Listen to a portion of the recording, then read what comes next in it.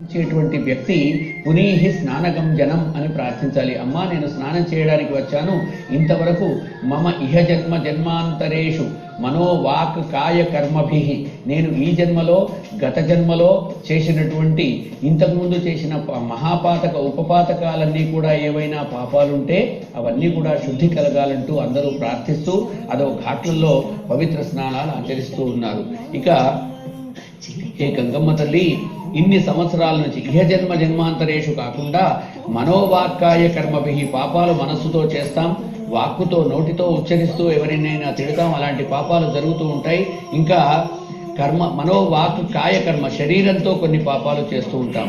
మనం పాపాలు శరీరంతో చేసిన, మనస్సుతో చేసిన, అలాగే వాక్కుతో చేసిన, అలాంటి త్రికరణాలతో చేసిన పాపాలన్నిటికీ కూడా శుద్ధి చేసేది ఏది అంటే ఈ యొక్క పవిత్ర జలం.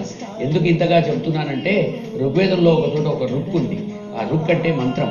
ఆ మంత్రంలో ఏం చెబుతాడంటే, పవిత్రమైనటువంటి జనాన్ని, నీటిని, ఈ పవిత్రమైనటువంటి నీటితో ఈ జనాలను పవిత్రం చేయమంటూ ప్రార్థిస్తాడు.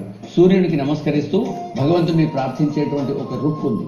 అంటే పవిత్రమైనటువంటి చల్లనైనటువంటి పూతాహ సూర్యస్య రశ్మిభి ఇమాహ ఆపహ శివాస్తంతు, అదిగో ఈ నీళ్లన్నీ కూడా శివం మంగళమవుగాక. శివం అంటే మంగళం, శివుడంటే మంగళకరుడు. ఈ నీళ్లన్నీ కూడా శివమయమవుగాక, పవిత్రమవుగాక.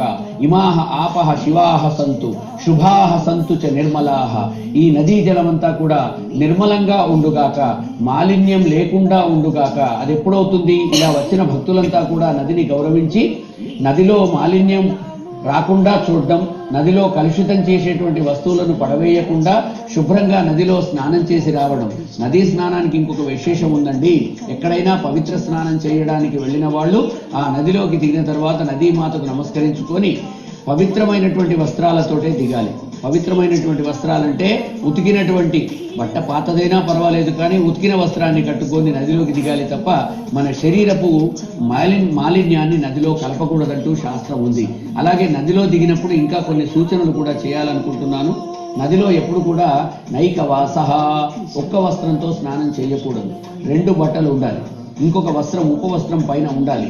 ఒక వస్త్రాన్ని కట్టుకొని ఇంకొక వస్త్రాన్ని నడువుకు ముడివేసుకొని నదిలోకి దిగాలి. అలా గనుక నదిలోకి దిగి ఉపవస్త్రంతో స్నానం చేస్తే విశేష పుణ్యం అని చెబుతూ ఉంటారు.